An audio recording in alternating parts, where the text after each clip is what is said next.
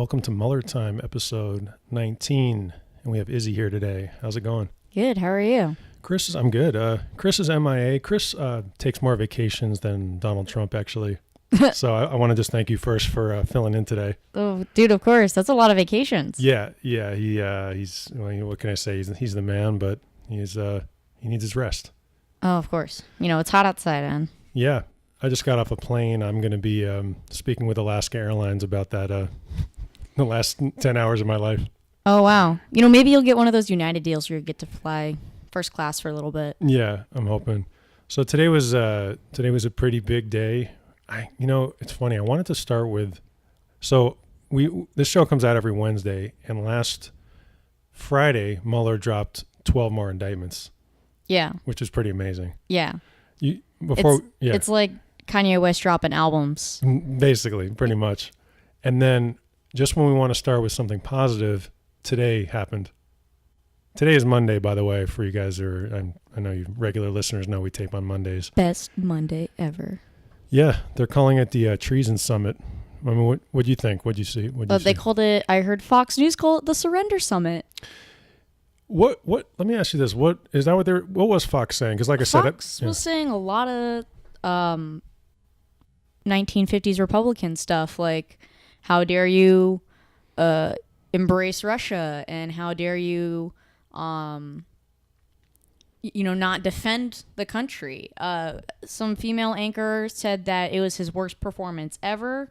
And that's another thing is, like, I noticed that they grade Donald Trump differently than they grade any other president. Like, any other president, they'd be like, oh, his leadership was poor, or his concept of foreign affairs was poor, or his diplomacy in this case wasn't handled correctly or something. But all they really looked at was his quote unquote performance. Like, they're grading him like an artist. Yeah.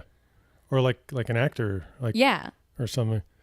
Yeah, I can't, it's impossible to put into words how this is a podcast, I have to put it into words, but it's like what today was. Yeah. It was Helsinki may go into Helsinki may become synonymous, like Munich did, with a type of appeasement that we've never seen. And last week, when those indictments came out, it became clear that basically, as someone on MSNBC, I think they didn't mean to say it, but they said it like this: Mueller's all up in their business. That's what one of these pundits said, and it's true. It turns out that we're spying on them in ways that no one realized, and so that's what made today so scary. That Trump had a meeting that no one knows what happened.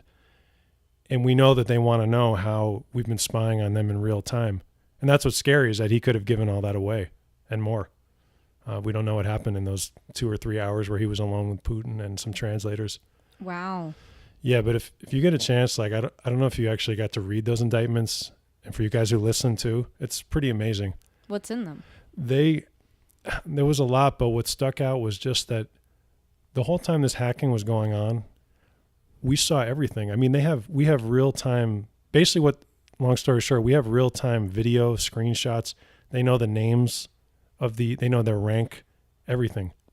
So what I understood from the clips I saw on Hulu and what I'm hearing from you is that we knew exactly what was happening as it was happening, and the media was only getting like fragments of that. Mm-hmm. And because they were getting it in fragments, they were embellishing it in ways that hurt the Clinton campaign, which is exactly what Russia wanted to happen. Yeah, that's true. And then the larger issue is, like, the NSA and all these agencies, they did know what was going on, but just like during 9/11, they didn't put it together till it was too late. And that's what's so disturbing. And I read another article, apparently the Dutch hackers actually hacked the security cameras at the GRU, and they actually have these people on video. I think they hacked the ones indoors too, and they gave that to us. And apparently the FBI, this was in 2015 or 16, they were like, yeah, thanks. Wow. And yeah, it's just fucking wow, just amazing. Fucking wow. Like, they have these people on video. It's just it's amazing. But so yeah, it sort of became clear with these indictments. Part of the reason the Republicans are so scared, it's now reaching into it's not just Trump. It's reaching into their party, the NRA. Yeah. Yeah. There was that article's come out in Political and Time of that woman who has links to the NRA. Yeah. And if it's the one, was it the one who was arrested today? Yes. Yeah. So I forget what her name is. Yeah, it's Maria Butina, I believe the name is. So she was she was arrested on Sunday, but she was in court today. She's in photos with like every well-known Republican, like Dana Rohrabacher. She like rang some bell at some official NRA convention. She's a lifetime member, and she's a Russian spy. It's just amazing. Wow. Well, everyone in the NRA is a lifetime member. Are they? Yeah, you can't leave the NRA. It's kind of like Scientology or the Crips. Yeah. You have to get jumped out, but even when you're jumped out, you still get the news mail. That's not a phrase I ever thought would come out of your mouth. Jumped out. Because people can't see you, so they can't see you're a petite white girl. But that's just we'll put a photo up of you on the Mueller Time Facebook page. But I know you're from West Virginia, right? I'm from regular Virginia. Oh, regular Virginia. Northern Virginia. Actually. I apologize. It's my apologies. Bougie Virginia, Mm-hmm. as you know. I'm 30 minutes away from DC. So everyone that I grew up with was either a teacher, a government contractor, or parents were teachers, government contractors, or worked for the government or the military. A lot of guns, I'm sure, just part of the culture, right? Tons of guns. My neighbors hunted. They had guns in their houses. Yeah. My dad bought a gun recently because he did retire in West Virginia. Oh, really? And yeah, he bought a gun to fit in. But my dad has Parkinson's. He's a 67-year-old man with Parkinson's. He's walking at a 90-degree angle, and someone's like, "Oh yeah, no, he'll be fine with a gun." Do you know who he voted for in the election? Yeah, they both my parents voted for Clinton. They actually voted early, and then on election day, my mom died because she fell down the stairs. Oh my gosh! So her vote, she at least got her vote in, and then she never had to see Trump become president. That's right. You told me that, and that was. I mean, that's. I'm obviously very sorry, but that's an incredible story. Oh yeah, but like also incredible timing for a woman who was late for everything. She was right on time for the apocalypse. So hard to make a transition there. Like, anyway, this indictment, there were a bunch of unnamed people in the last week's indictment, which have now been named. And it's just amazing how far this thing is going. There's a guy named Lee Stranahan who worked for Breitbart. He was in contact with these Russians. They gave him stolen documents. The Smoking Gun received stolen documents. And then an unnamed congressional candidate proactively requested stolen documents from Guccifer. And that person has probably been identified as a guy named Brian Mast, who won the election. That's not 100%, but... Well, one, who is Brian Mast? And two, why didn't they release the identity of that person when publishing in the those article? indictments? If they knew who it was. Because they've named everyone who isn't American. It's a great question. I don't know. You know what else they didn't do in that? They didn't name WikiLeaks, even though it said Organization 1, but everybody knows it's WikiLeaks. That's a great question. I don't know. That must be some legal reason why they don't name them, just because obviously once you're in there. Yeah. But we'll have to get a lawyer on here sometime and just ask them why you don't put someone's name in there, because you're right. Maybe, you know what I noticed? It's only the people who are like a target or people who are indicted, their names appear. But maybe until then, your name's not in there. So he wasn't officially indicted? No, because I'm not sure if as bad as it sounds, like with these, I don't know if he broke a law to request documents from, it sounds like he broke a law, but these journalists, that sounds like breaking a law. Yeah. Like talking to a foreign you would think so, adversary right? For sensitive information it's got to be some type of like, who is that guy? Yeah. No, the journalists are on probably better ground because they can argue some kind of First Amendment thing, even though Breitbart that's not even journalism. No, it's not. But the bar for journalism is low these days. Yeah. That was, today was just, did you get to watch any of these guys, Putin and him, across from each other? Yeah, I did. I saw several clips of that. Yeah. I've never seen two men posture so poorly while lying before in my life. You're right. Yeah. Yeah. Trump was like bent over on the podium holding on for dear life, and Putin kept puffing his chest out in this like really aggressive manner. Like anytime he would emphasize like certain like, oh no, that's not a possibility, he would really like broaden his shoulders out as if to like, I don't know. It felt like anthropologically that they were like threatening body mannerisms, and Trump was just kind of trying to, hide or something in plain sight. The overarching thing too is that there was no. People forget about this with all this. It's like a big circus. There was no reason for this summit. I mean, there was a reason, but they didn't even bother. That's what's so crazy about this. The White House didn't even bother giving a fake reason for it. There was no reason for this summit. I mean, we know what the real reason is. It's so this guy who's a spy could meet his handler. Yeah. The Helsinki summit, that's not like an annual thing. No. It wasn't like the G5 summit or like another thing. It was just like, oh, they agreed to meet in Finland. Exactly. Why Finland? Finland, for some reason, has been, it's often like neutral territory with Russia because it borders Russia. So, and it's been a very neutral country. So. But he couldn't just fly into Russia? Well, some people. That would be too controversial. I'm glad you brought that up. Speaking of which, one of our listeners, Patricia, who I think, if I'm correct, is from West Virginia, asked me, do you think Trump will like flee there? And I was like, that would be the most, before this happened, I would have just laughed at that. Mm-hmm. But now, who knows what could happen?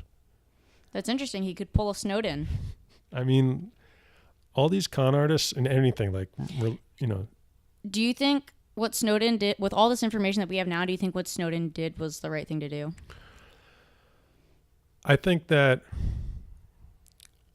I'm a little mixed on Snowden. Ultimately, I think that Snowden did do the right thing.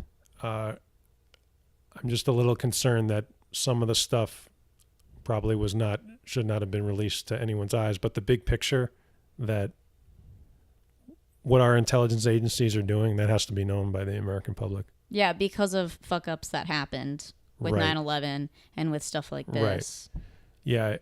Yeah, and I don't think every leaker is like, I don't put them all, like I don't put him and Bradley Manning and like Reality Winner. Chelsea Manning. Oh, Chelsea Manning, excuse me, you're right.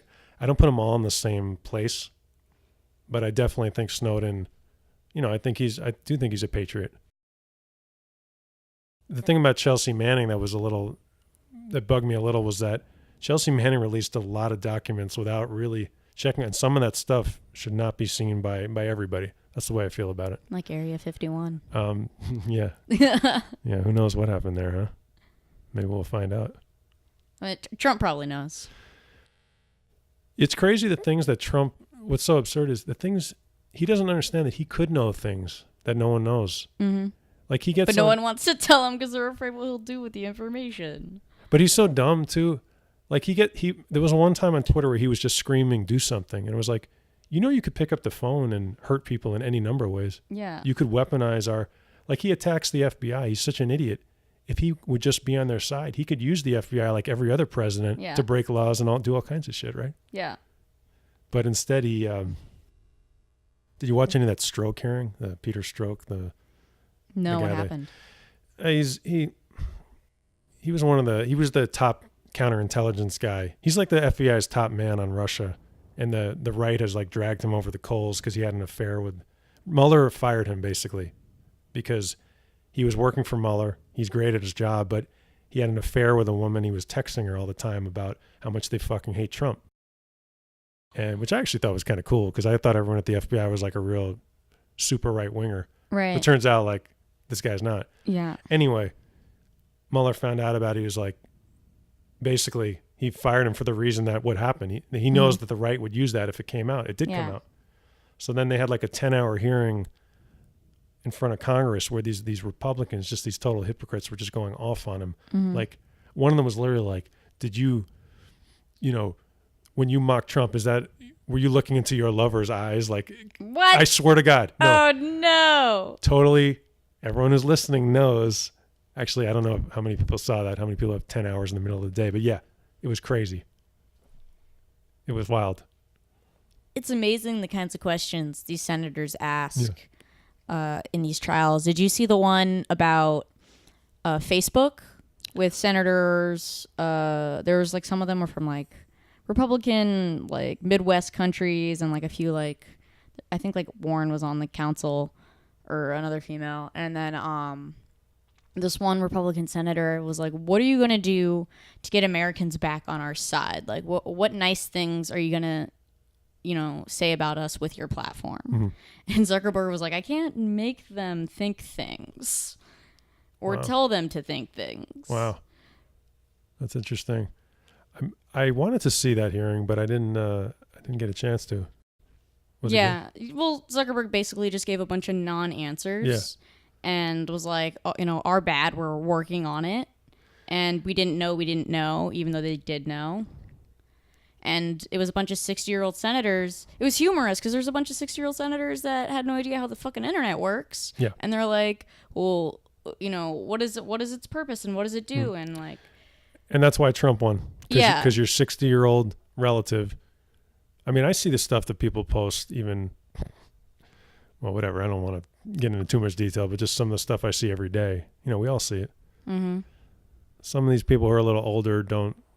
It's just even worse. I don't know. I met a black lesbian who was pro-Trump the other day. Mm. She'll be hosting a Fox News show.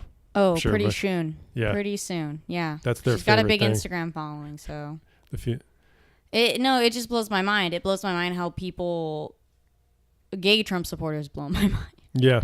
because it's like they want the Handmaid's Tale to happen.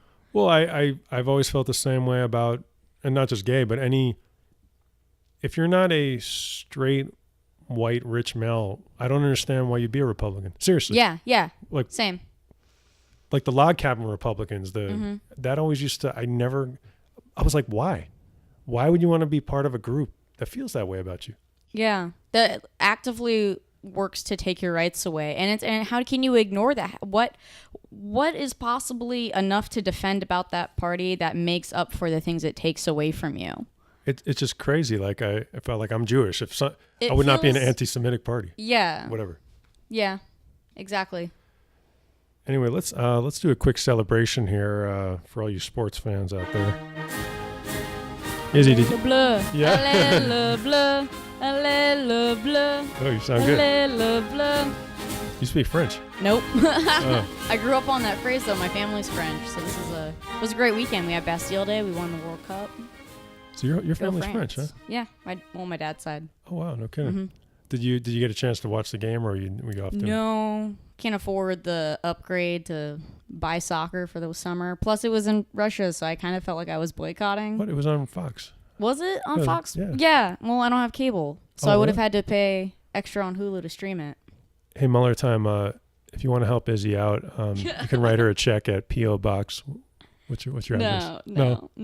Don't send me money. I'm gonna waste that on weed. Nice. Yeah, Appreciate the honesty. totally. We're here at Mueller time. We are all about the honesty, as our namesake is a very honest man. Maybe the one of the only honest men. Hey, it was a great game. I was rooting for Croatia, and I actually have the Croatian anthem here, but I won't play it because they're losers. I'm just kidding. Yeah, it was a great game. I And heard amazing things about it. Yeah, it was. Macron was there, which is kind of cool. I mean, he just was out of nowhere. Putin was not there, I guess, because Russia lost. But no, I take my hat off to Croatia. I mean, no, I don't think they were even ranked in the top 20, and they made it Real far against legends. amazing. No matter how France does in the World Cup, like even the years they fuck up really badly, they're still an incredible team Absolutely. all around. France produces the most World Cup players. Really? Yeah.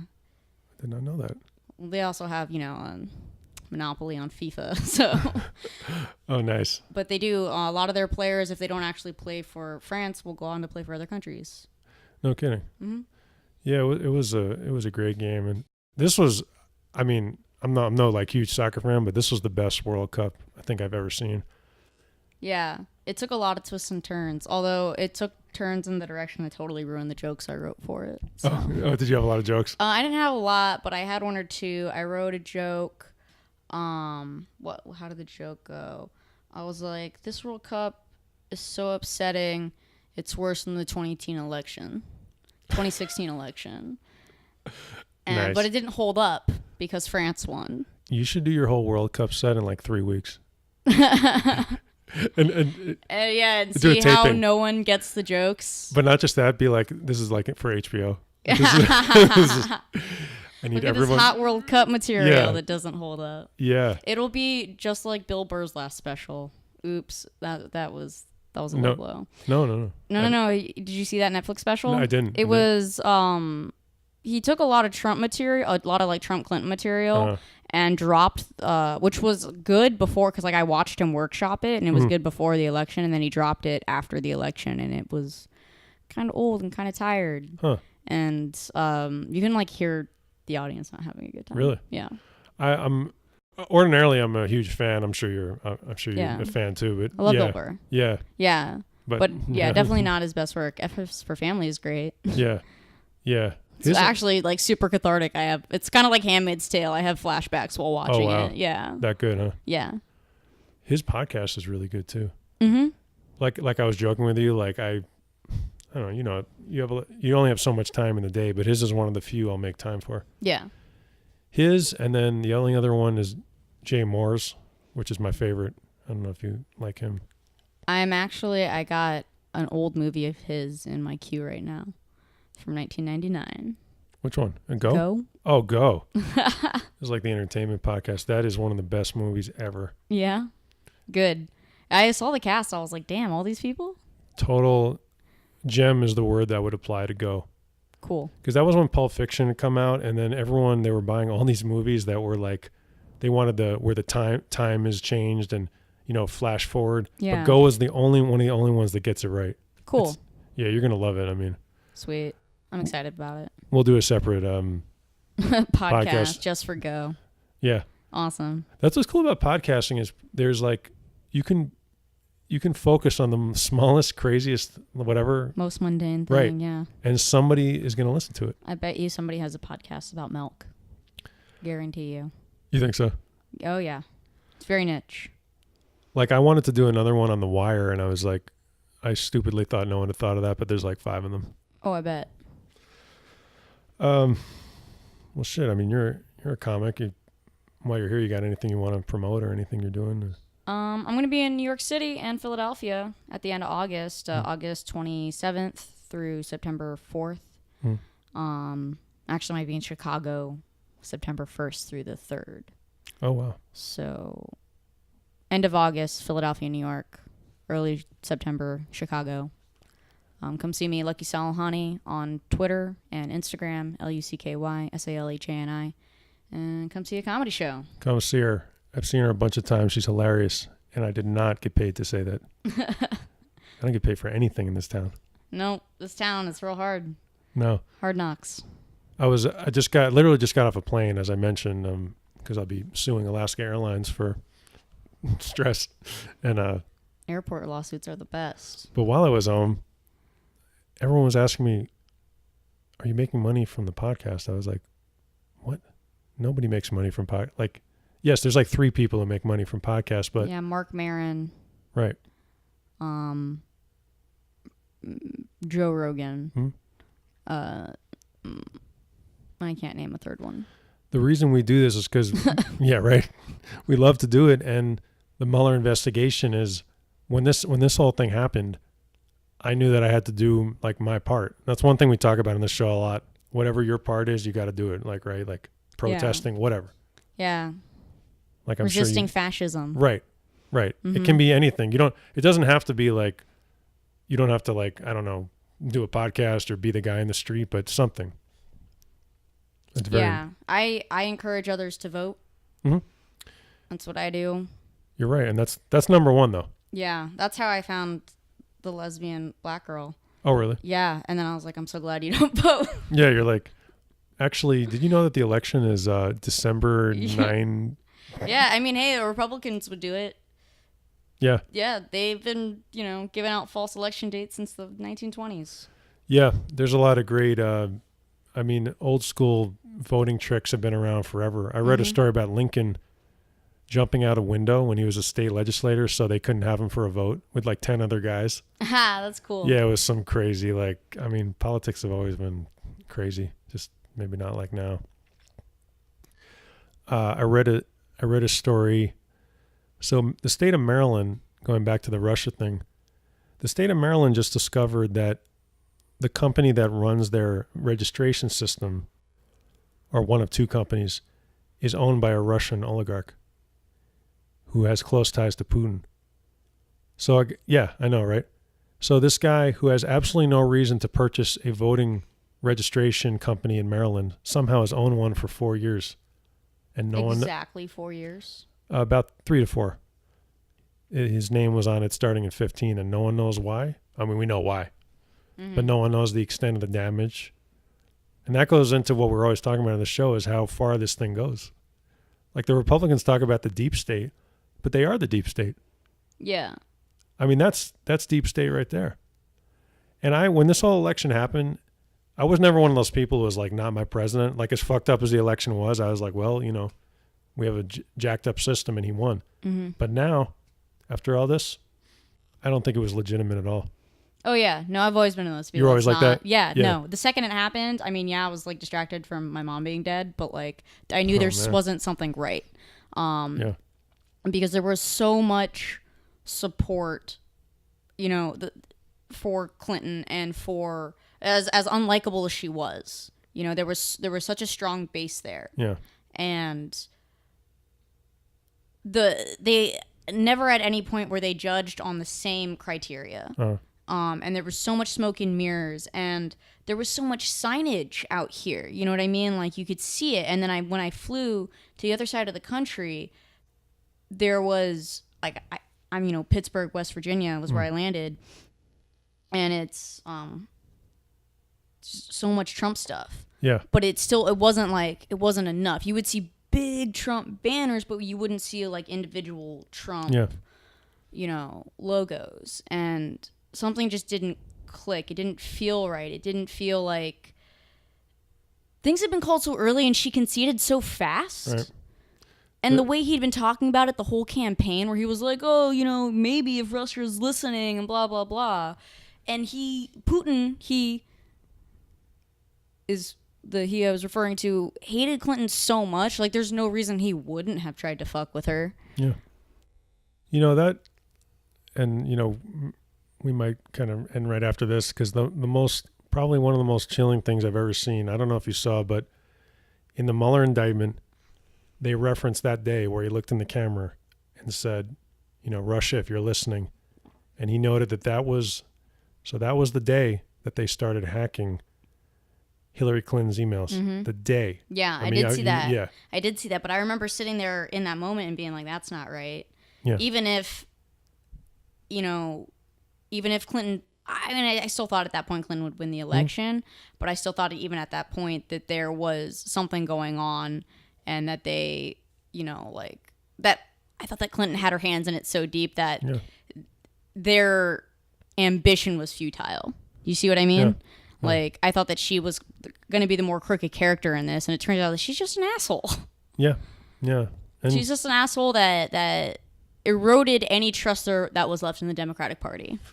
Yeah, she is an asshole, and I understand to play in that game and being the only woman in that level, that was part of it too. And I mean, but I just keep going back to that thing. He looked into the camera, and that was a signal. I mean, That's what that was. That's exactly what that was. It was some shit out of a movie, but it actually happened. Yeah. I hope that's something that will hold up in court. Well, the good news is, basically, every expert said there was no reason for Mueller to put that in the indictment unless he wanted everyone to know. Because there was a lot of stuff that happened. He put that in there. I guess the writer would call it foreshadowing for what's next. Mm-hmm. And by the way, I'll tell you guys who is next. Roger Stone is next. He's referenced. For sure, 100% Roger Stone is going to be indicted. And that's a good thing. Yeah, people have been wanting that for a really long time, before this whole Russia thing, right? Yeah. Because he's done a lot of shitty campaign finance stuff. Yeah, a lot of people say he should have been indicted for Watergate because he was working for Nixon at that time. Yeah. Oh, definitely. He wasn't indicted for that? No, not to my knowledge. That's crazy. Yeah, got lucky. Probably that's what made it worse. Got a little cocky, people like that. I got away with it. Mm-hmm. Same thing with Trump. Anything else you want to talk about? Promote? Mueller, whatever. Personal stuff. No, I think I'm good. You're good. I wanna see Trump eat his own shit. Yeah. I want to see him eat his own words. I want to see that sinkhole eat up his southern White House. And I want to see a grassroots movement in, the Democratic Party. Well, one good thing, speaking of that, happened in California, which was that Kevin DeLeon, the Democratic upstart, was endorsed by the Democratic Party. In other words, they snubbed Dianne Feinstein. Oh, yeah, I saw that. Oh, Yep. Thank God. Thank God. I'm sorry. I just feel like once you get that old, you can't really govern with, with all your marbles. I just feel like I have no... Personally, I'm like, hey, govern as long as you want, but not like she did. I don't like her, like the way she... I don't like the way she governed, and we need it changed. I'm not saying she was a bad senator. She was a decent senator, but Yes. she treated it more like a bank. She treated the party more like a bank and like a cash flow system rather than she did, listening to constituents and acting on their behalf. Well, I can tell you, I wrote her a bunch of times about different things, and I never heard back. I probably wrote her about 5 times over the years.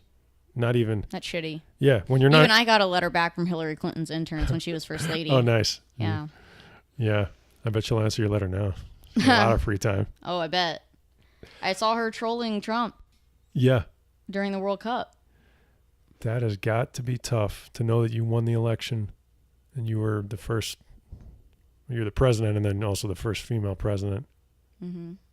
But if it is any consolation, as I've said on this show before, I can't say whether Trump will go to prison or anything, but I do know this for a fact. His empire is going to be destroyed because it's a criminal empire. They will take all of it. And everyone under him, they have no protection. They are going to jail. So he might be the top guy. Maybe he'll live a free life, but if you can call it a life. But I think it'll be literally like that Citizen Kane. Oh, cool. I think. Nice. He'll die of a heart attack and break all his snow globes. Yeah. Yeah.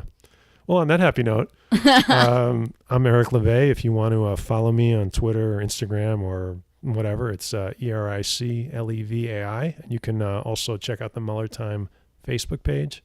And Izzy, where do they find you? On Instagram and Twitter at Lucky Salhani, LuckySalehani. I'm Izzy, IZZY. Exactly. And like I said, her P.O. box, if you do want to send her free money, is 55555. No, that's the phone number you give out. That's the phone number you I give don't know out. what a P.O. box is. What kind of old school contraption is that? Did you ever give anyone the reject number? No, but I should have several times. I could never remember it. I never understood I just that. figured it was better to reject them myself. Yeah. Well, this is the Mueller dating podcast now. All right, guys. Well, it's been a pleasure, and it's been a hell of a week, and we'll see what happens next week. Talk to you later.